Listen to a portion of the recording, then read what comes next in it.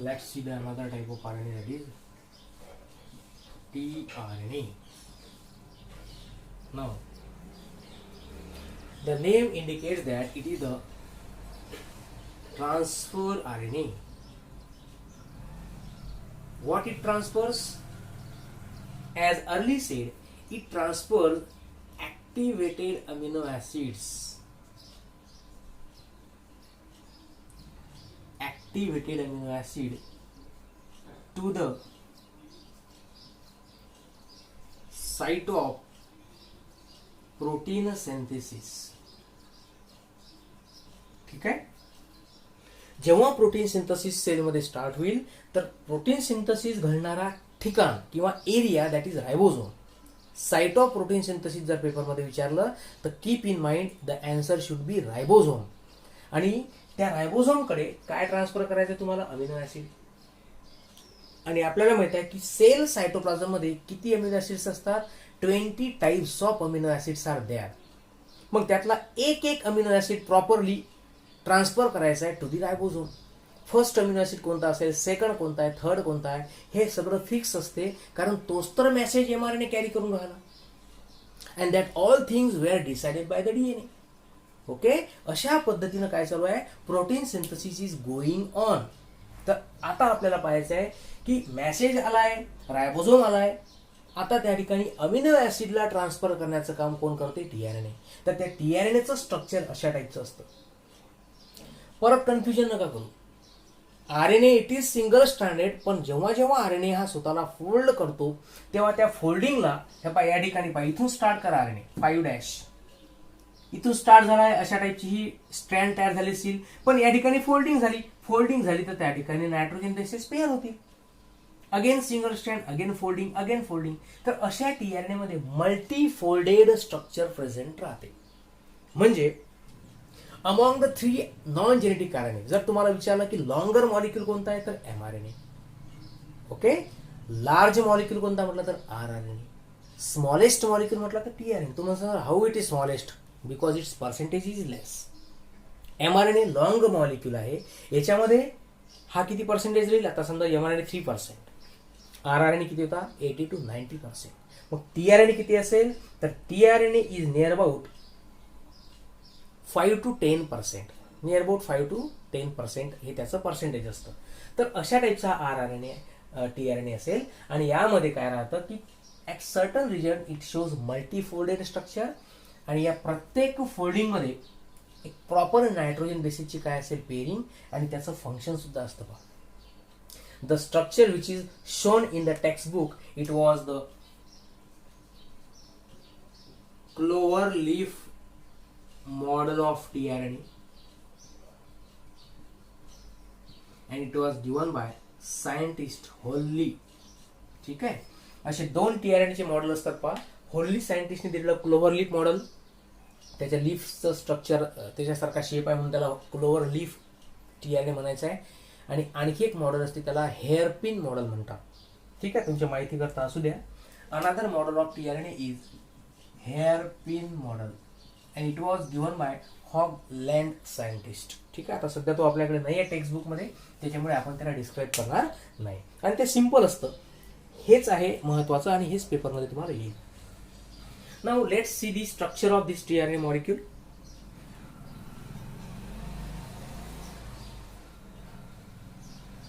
$5' and $3' end, these are the both ends of the tRNA. आता actually याच्यामध्ये fix असतं. पहा, 5' एंड जो आहे त्या ठिकाणी ग्वानाइन नावाचा बेस असतो, आणि जो 3' एंड आहे त्या ठिकाणी ॲडिनाइन सायटोसिन ACC असं एक प्रॉपर कॉम्बिनेशन कशाचं राहते? या नायट्रोजन बेसिसचं. जरी आपल्या टेक्स्टबुक मध्ये नसेल, but still we should know about that. त्याच्यानंतर पहा, इथून स्टार्ट झालाय, ज्या ठिकाणी आता या आरएनए मध्ये काय होईल? फोल्डिंग तयार होईल. त्या फोल्डिंग मध्ये त्याचं एक स्वतःचं प्रॉपर नाव असेल, त्याचं प्रॉपर फंक्शन आहे. तर ते तुम्हाला या ठिकाणी डिस्कस करायचं आहे. आता बघूया आपण. The folding of tRNA molecule is called as loop.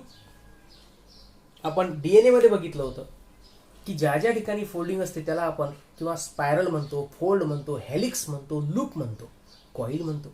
किती सारे नाव आहेत, फोल्डेड रिजन आहे. तर या ठिकाणी त्यांनी लूप नाव दिलं आहे. तर असं टीआरएनए मध्ये किती लूप असतात पहा. TRNA shows following loops. लक्षात ठेवायच्यात. Number 1 D loop. आता ऍक्च्युली डू लूप जे आहे त्याचं नाव आहे DHU आर्म. तुम्ही याला टीआरएनएच्या आर्म्स पण म्हणू शकता, जसे ब्रांचेस म्हणतो ना आपण, तशा ब्रांचेस म्हणू शकता किंवा त्याला लूप पण म्हणू शकता. तर डी लूप किंवा त्याला DHU आर्म म्हणायचं आहे. सेकंड वन आहे टी लूप, किंवा आपण असं जर स्टार्ट केलं या ठिकाणी या डायरेक्शन ना 5' नंतर असं येऊ ना आपण, तर सेकंड लूपला आपण नाव देऊ अँटी कोडॉन लूप. ठीक आहे ना. आणि तिसरी लूप जी असेल ती असेल कोणती, आता या ठिकाणी एक एक्स्ट्रा लूप आहे किंवा याला व्हेरिएबल लूप म्हणतात. याचं काही एवढं फंक्शन नाही आहे, व्हेरिएबल लूप. तर असो, आपल्या इन्फॉर्मेशन मध्ये सगळं माहित पाहिजे. व्हेरिएशन लूप किंवा व्हेरायबल लूप म्हणतात त्याला. Actually variable, it is variable loop. And last one is T loop. तर याला टी साय सी लूप असं सुद्धा म्हणतात. आता तुम्ही म्हणता नावं काय तसे भानगड, याचं काय वर्किंग आहे, तर ते आपण वन बाय वन आता बघणार आहोत. आता पहा, डी लूपचा ऍक्च्युली अर्थ होतो डायहायड्रॉक्सी युरिडिल किंवा त्याला युरासिल लूप असं म्हणतात. ठीक आहे. आता याच्या नावावरून जर तुम्ही विचार केला की त्या ठिकाणी युरासिल वगैरे आहे, अशा टाईपचे अमिनो ऍसिडचं पर्सेंटेज त्यामध्ये जास्त असू शकतं, म्हणून त्याला डायहायड्रॉक्सी युरासिल लूप असं म्हटलेलं आहे. पण फंक्शनली जर आपण पाहिलं तर याचं मिनिंग होते it is amino acid recognition loop. आता तुमच्या लक्षात येईल की या लूपचं फंक्शन काय. त्याच्यानंतर अँटीकोडॉन, व्हेरायबल, आणि हा जो टी लूप आहे टी साय सी, तर थायमिन आणि सायटोसिन, म्हणजे या ठिकाणी युरासिलचं प्रमाण जास्त असेल तर त्याला टी साय सी लूप म्हणायचं आहे. आणि याचं फंक्शनल नाव जे असतं ते असते रायबोझोम बाइंडिंग लूप.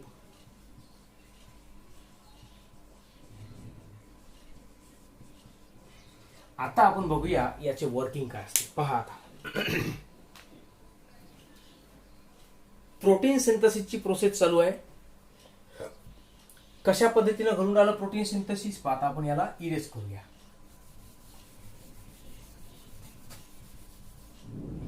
सायटोप्लाझम मध्ये एक मेसेज आलाय, कशाच्या फॉर्म मध्ये, mRNA. ठीक आहे. 5'3'. mRNA मध्ये काय आहे, इट कॅरी द कोडॉन्स. त्याच्यामध्ये मेसेज असेल आणि या कोडॉनला बाइंड झालाय ribosome. Suppose this is ribosome. आता इथं 3 RNA पैकी mRNA सुद्धा आलाय आणि RNA सुद्धा आहे. RNA कुठे आला, रायबोझोमच्या फॉर्म मध्ये, आणि हा mRNA. आता राहिलं कोण, टीआरएनए. जोपर्यंत तिथं टीआरएनए येणार नाही तोपर्यंत अमिनो ऍसिड जाणार नाही, आणि अमिनो ऍसिड जाणार नाही तर प्रोटीन कसे तयार होतील. मग आता प्रश्न हा आहे की या टीआरएनएच्या जवळ असं कोणकोणतं स्ट्रक्चर आहे, what is there inside the tRNA which decides the combination of all these RNAs during the protein synthesis. म्हणजे टीआरएनए जवळ असे काही पॉइंट्स आहेत जे त्याला सिग्नल देतात की come and join to the ribosome, come and attach to the mRNA. तर असेच सिग्नल देणारे जे पार्ट आहेत टीआरएनएचे त्याला म्हणायचं तुम्हाला लूप्स. काय म्हणायचं आहे, लूप, किंवा त्याला म्हणतात आर्म्स. हे नावं जे आहेत हे सगळे त्या होली नावाच्या व्यक्तीने डिस्क्राईब केल्यात, त्याच्यामुळे तुम्हाला ते पाठच करावं लागतील, पण त्याचं फंक्शन आपण जाणून घेऊ शकतो. पहा आता डी लूप ही दिसून राहिली. हे लूप काय करेल, it is the amino acid recognition loop. Cytoplasm मध्ये अमिनो ऍसिड्स आहेत, किती, 20 टाईपचे अमिनो ऍसिड आहेत. त्यातला एक अमिनो ऍसिड कॅरी करायचा आहे आणि तो रायबोझोमला पाठवून द्यायचा आहे प्रोटीन सिंथेसिस होण्याकरता. तेच तर टीआरएनएचं फंक्शन आहे.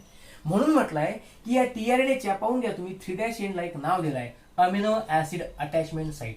म्हणजे सायटोप्लाझम मधला समजा पहिल्या क्रमांकाचा अमिनो ऍसिड असेल, that amino acid come and attached here. या ठिकाणी तो अटॅच होईल. दिस इज फर्स्ट AA1. याला मी नाव देतो फर्स्ट अमिनो ऍसिड. अटॅच झाला इथं. तो कसा ऍक्टिव्ह होतो, त्याला एटीपी कशी मिळते ते सगळं आपण नंतर बघूया 12वीत. एवढंच लक्षात ठेवा की 3' एंडला अटॅचमेंट साईट का म्हटलं, कारण टीआरएनए अमिनो ऍसिडला ट्रान्सफर करतो, तर असा कोणता तरी एरिया असेल टीआरएनए जवळ at which amino acid attach. तर कुठं अटॅच होतो तो 3' एंडला, म्हणून त्याला म्हणतात विद्यार्थी मित्रांनो अमिनो ऍसिड अटॅचमेंट साईट, किंवा याला त्यांनी नाव दिलं आहे ऍक्सेप्टर स्टेम. स्टेम म्हणजे ब्रांच. ओके, तर याला ऍक्सेप्टर स्टेम किंवा याला ऍक्सेप्टर साईट सुद्धा म्हणतात. कोणती असते ती 3' एंड, लक्षात राहील. आता समजा अमिनो ऍसिड इथं अटॅच झाला, पण तो कोणता अमिनो ऍसिड, पहिल्या क्रमांकाचा आहे, सेकंड आहे की 20 नंबरचा अमिनो ऍसिड असेल, हे डिसाईड करण्याचं काम कोणती लूप करेल विद्यार्थी मित्रांनो, डी लूप. म्हणून त्याला नाव दिलं आहे अमिनो ऍसिड रेकॉग्निशन लूप. काही क्लिअर. त्याच्यानंतरचा आहे अँटी कोडॉन लूप. आता हे फार महत्वाचं आहे. हा टीआरएनए समजा या ठिकाणी आला रायबोझोम मध्ये, पण तो कुठं अटॅच होईल, एमआरएनए जवळ त्याला अटॅच व्हायचा आहे रायबोझोमच्या आतमध्ये, पण पर्टिक्युलर कुठं, कोणती साईड आहे. अमिनो ऍसिड तर त्याने कॅरी केलाय, पण तो जोपर्यंत त्या मशिनरीमध्ये, ते जे पूर्ण आपण पाहून राहिलो रायबोझोम फॅक्टरी, त्या फॅक्टरीमध्ये एका प्रॉपर ठिकाणी तो टीआरएनए जाणार नाही, तोपर्यंत प्रोटीन सिंथेसिस स्टार्टच नाही होणार. म्हणून म्हटलंय की अँटी कोडॉन लूप जी आहे याच्यामध्ये काय असतात, असे न्यूक्लियोटाइड्स आहेत, असे नायट्रोजन बेसेस आहेत जे एमआरएनए ला कॉम्प्लिमेंटरी आहेत. आता पहा, लक्षात घ्या काय सांगायचं आहे मला. सपोज इथं हा जो एमआरएनए आहे याच्यामध्ये कोडॉन्स असतील. सपोज तो कोडॉन आहे CCG.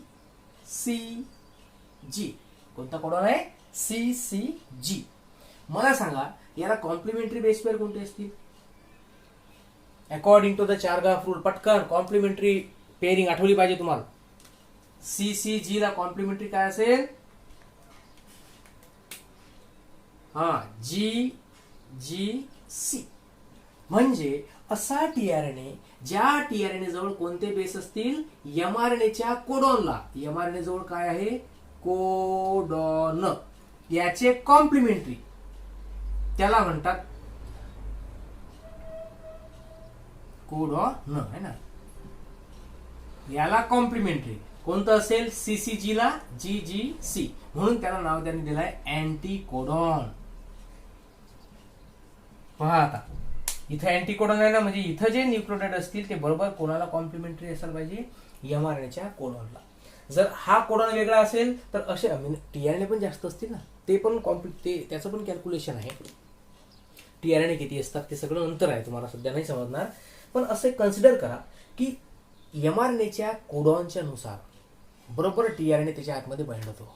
जो टीआरएनए एमआरएनएला कॉम्प्लिमेंटरी तोच टीआरएनए आतमध्ये आला पाहिजे, आणि बिलकुल परफेक्टली त्याच टीआरएनए जवळ काय असतात, अमिनो ऍसिड. लक्षात येत आहे. तर म्हणून म्हटलं आहे की what is mean by anti codon loop, which carry bases complementary to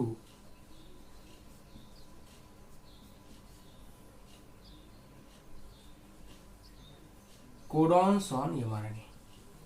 अशा बेसिसला आपण नाव देऊन आलो काय, अँटी कोडॉन. नावातच आहे ना, कोडॉनचे कॉम्प्लिमेंटरी, सो अँटी कोडॉन. किंवा याला आणखी एक नाव आहे विद्यार्थी मित्रांनो, नोडॉक. आता हे काय भानगड आहे, CODON, कोडॉन चे कॉम्प्लिमेंटरी, सो नोडॉक, NODOC. आलं का लक्षात.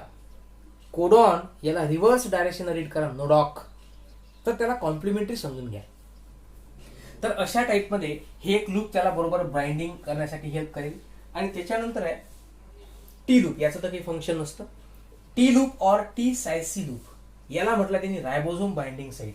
म्हणजे ही लूप डिसाईड करेल की रायबोझोम कुठं आहे, आणि त्या रायबोझोमच्या नुसार टीआरएनए त्याच्या आतमध्ये एंटर होईल.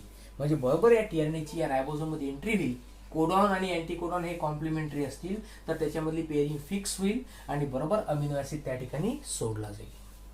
असा नेक्स्ट टीआरएनए आला की नेक्स्ट अमिनो ऍसिड, तिसरा टीआरएनए तिसरा अमिनो ऍसिड, शेवटचा टीआरएनए शेवटचा अमिनो ऍसिड, असे 100 ते 300 अमिनो ऍसिड जॉईन झाले का त्याला म्हणतात पॉलीपेप्टाइड किंवा प्रोटीन तयार झाला. ओके. आता याच्यामध्ये बरेचसे कॉम्प्लेक्स कॉन्सेप्ट आहेत विद्यार्थी मित्रांनो. रायबोझोम मध्ये टीआरएनए कुठून येतात तर त्याच्याकरता प्रॉपर प्लेस आहे, कारण तो कारखाना आहे, फॅक्टरी आहे. त्या फॅक्टरीमध्ये एंट्री गेट असेल, एक्झिट गेट असेल. ऍक्च्युली असं असतं रायबोझोममध्ये, त्याच्यामध्ये साईट्स असतात. ते तुम्हाला सध्या कळणार नाही, कारण तो टॉपिकच आपल्याला चर्चा करायचं नाही आहे. आपल्याला फक्त स्ट्रक्चर ऑफ टीआरएनए बघायचं आहे या ठिकाणी. ओके, तर you can imagine and you can know about the structure of this tRNA. Very simple. फक्त याच्यामध्ये एकच गोष्ट वाढली, काय तर फोल्डेड पार्ट आहे, त्याला आपण लूप म्हटलंय. आणि त्या लूपचे फंक्शन सांगितले. एक अमिनो ऍसिड कोणता उचलायचा ते सांगेल, एक रायबोझोमला कुठं बाइंड व्हायचं आहे ते सांगेल, आणि एक एमआरएनएला कुठं बाइंड होईल ते लूप असेल, त्याला अँटी कोडॉन म्हणायचं आहे. तर अशा पद्धतीचा हा टीआरएनए असतो. ठीक आहे, याचं होमवर्क जे आहे ते तुम्हाला मी सेंड करून देईल. बाकीचा जो पार्ट आहे तो आपण नंतर बघूया.